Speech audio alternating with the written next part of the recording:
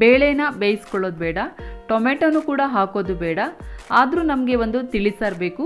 ಅದು ಲೋ ಬಜೆಟಲ್ಲಿ ಇರಬೇಕು, ಕ್ವಿಕ್ಕಾಗಿ ಆಗಬೇಕು, ಬಟ್ ಟೇಸ್ಟಲ್ಲಿ ಕೂಡ ಯಾವುದೇ ಕಾಂಪ್ರಮೈಸ್ ಮಾಡ್ಕೊಳ್ಳೋಕ್ಕೆ ರೆಡಿ ಇರಲ್ಲ ಯಾರು.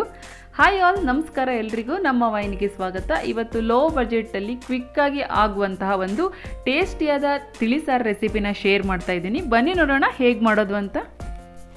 ಮೊದಲನೇದಾಗಿ ಒಂದು ಫ್ರೈಯಿಂಗ್ ಪ್ಯಾನ್ ಇಟ್ಕೊಂಡು ಅದಕ್ಕೆ 1 ಟೇಬಲ್ ಸ್ಪೂನ್ ಆಗುವಷ್ಟು ತೊಗರಿಬೇಳೆ, 1 ಟೀ ಸ್ಪೂನ್ ಆಗುವಷ್ಟು ಕಡಲೆಬೇಳೆ, 1 ಟೀ ಸ್ಪೂನಷ್ಟು ಉದ್ದಿನಬೇಳೆ, ಹಾಗೆ 1 ಟೀ ಸ್ಪೂನಷ್ಟು ಹೆಸರುಬೇಳೆನ ಹಾಕಿ ಅದಕ್ಕೆ ಒಂದು ಅರ್ಧ ಚಮಚದಷ್ಟು ಎಣ್ಣೆ ಹಾಕಿ ಸಣ್ಣ ಉರಿಲಿ ಈ ಕಡಲೆಬೇಳೆ ಮತ್ತು ತೊಗರಿಬೇಳೆ ಎಲ್ಲ ಬ್ರೌನ್ ಆಗಬೇಕು, ಅಲ್ಲಿ ತನಕ ನೀವು ಚೆನ್ನಾಗಿ ಹುರಿದು ತೆಗೀರಿ.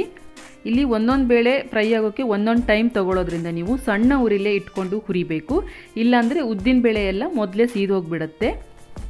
ನೆಕ್ಸ್ಟ್ ಅದೇ ಪ್ಯಾನ್ಗೆ 5 ರಿಂದ 6 ಬ್ಯಾಡಗಿ ಮೆಣಸು, 1 ಟೇಬಲ್ ಸ್ಪೂನ್ ಆಗುವಷ್ಟು ಕೊತ್ತಂಬರಿ ಬೀಜ, 1/4 ಟೀ ಸ್ಪೂನಷ್ಟು ಕಾಳು ಮೆಣಸು, ಅರ್ಧ ಟೀ ಸ್ಪೂನಷ್ಟು ಜೀರಿಗೆ, 1/4 ಟೀ ಸ್ಪೂನಷ್ಟು ಮೆಂತ್ಯ, ಹಾಗೆ 1/4 ಟೀ ಸ್ಪೂನಷ್ಟು ಸಾಸಿವೆ ಮತ್ತು 1 ಎಸಳು ಕರಿಬೇವನ್ನು ಹಾಕಿ ಇದಕ್ಕೂ ಸಹ ಒಂದು ಅರ್ಧ ಚಮಚ ಎಣ್ಣೆನ ಸೇರಿಸಿ ಇದನ್ನು ಕೂಡ ಸಣ್ಣ ಉರಿಯಲ್ಲಿ ಹುರ್ಕೊಳ್ಬೇಕು.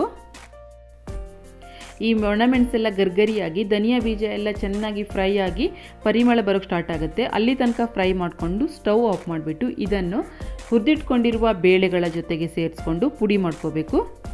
ಪುಡಿ ಮಾಡೋದಕ್ಕೆ ನಾನಿಲ್ಲಿ ಇದ್ರ ಜೊತೆಗೇ ಒಂದು 1/4 ಟೀ ಸ್ಪೂನಷ್ಟು ಇಂಗನ್ನು ಸೇರಿಸಿ ಪುಡಿ ಮಾಡ್ತಾಯಿದ್ದೀನಿ. ನೀವು ನಂತರ ಸಾರಿಗೆ ಬೇಕಾದರೂ ಕೂಡ ಹಾಕ್ಕೋಬೋದು. ಇದನ್ನು ನುಣ್ಣಗೆ ಪುಡಿ ಮಾಡ್ಕೊಳ್ಳಿ. ನೋಡಿ, ಇಲ್ಲಿ ಈ ಥರ ನುಣ್ಣಗೆ ಪುಡಿ ಮಾಡ್ಕೋಬೇಕು. ನಂತರ ಈ ಮಾಡ್ಕೊಂಡಿರುವ ಪುಡಿಯನ್ನು ಒಂದು ಪಾತ್ರೆಗೆ ಹಾಕಿ ನಿಮಗೆ ಎಷ್ಟು ತಿಳಿಸಾರು ಬೇಕೋ ಅಷ್ಟು ಕ್ವಾಂಟಿಟಿಯಲ್ಲಿ ನೀರನ್ನು ಹಾಕಿ.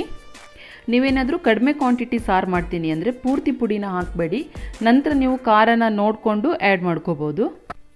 ನೆಕ್ಸ್ಟ್ ಇದಕ್ಕೆ 2 ಟೇಬಲ್ ಸ್ಪೂನ್ ಆಗುವಷ್ಟು ಹುಣಸೆಹಣ್ಣಿನ ರಸ, 1/4 ಟೀ ಸ್ಪೂನಷ್ಟು ಹಳದಿ ಪುಡಿ, ಸ್ವಲ್ಪ ಎಸಳು ಕರಿಬೇವು, ಹಾಗೆ 1 ಹಸಿಮೆಣಸನ್ನು ಈ ಥರ ಸೀಳ್ಬಿಟ್ಟು ಹಾಕ್ತಾಯಿದ್ದೀನಿ. ರುಚಿಗೆ ತಕ್ಕಷ್ಟು ಉಪ್ಪು, ಹಾಗೆ 1 ಸಣ್ಣ ತುಂಡು ಬೆಲ್ಲನ ಸೇರಿಸಿ ಒಂದ್ಸರಿ ಎಲ್ಲ ಸರಿಯಾಗಿ ಮಿಕ್ಸ್ ಮಾಡ್ಕೋಬೇಕು. ನಾವು ಬೇಳೆಗಳ ಪುಡಿ ಮಾಡಿದ್ದೀವಲ್ಲ, ಅದರಲ್ಲಿ ಯಾವುದೇ ಗಂಟುಗಳಿರಬಾರ್ದು. ಎಲ್ಲನೂ ಮಿಕ್ಸ್ ಮಾಡ್ಕೊಂಡ್ಬಿಟ್ಟು ಇದನ್ನು ಕುದಿಯೋಕ್ಕಿಟ್ಬಿಡೋಣ.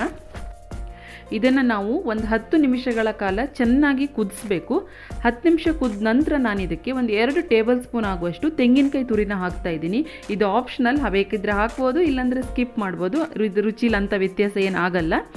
ನೆಕ್ಸ್ಟ್ ಸ್ಟವನ್ನು ಆಫ್ ಮಾಡಿಕೊಂಡು ನಾನು ಇದಕ್ಕೆ ಸಣ್ಣದಾಗಿ ಹಚ್ಚಿಟ್ಕೊಂಡಿರುವ ಕೊತ್ತಂಬರಿ ಸೊಪ್ಪನ್ನು ಹಾಕ್ತೀನಿ. ಇಲ್ಲಿಗೆ ಸಾರಾಗಿದೆ. ಈಗ ಇದಕ್ಕೊಂದು ಒಳ್ಳೆ ಒಗ್ಗರಣೆ ಕೊಡೋಣ.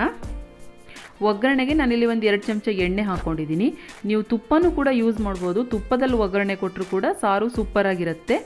ಎಣ್ಣೆ ಬಿಸಿ ಆಗ್ತಿದ್ದಂಗೆ 1/4 ಟೀ ಸ್ಪೂನಷ್ಟು ಸಾಸಿವೆ, ಒಂದು ಸ್ವಲ್ಪ ಎಸಳು ಕರಿಬೇವು, ಹಾಗೆ ಒಂದು 1/4 ಚಮಚದಷ್ಟು ಇಂಗನ್ನು ಸೇರಿಸ್ತಾ ಇದ್ದೀನಿ.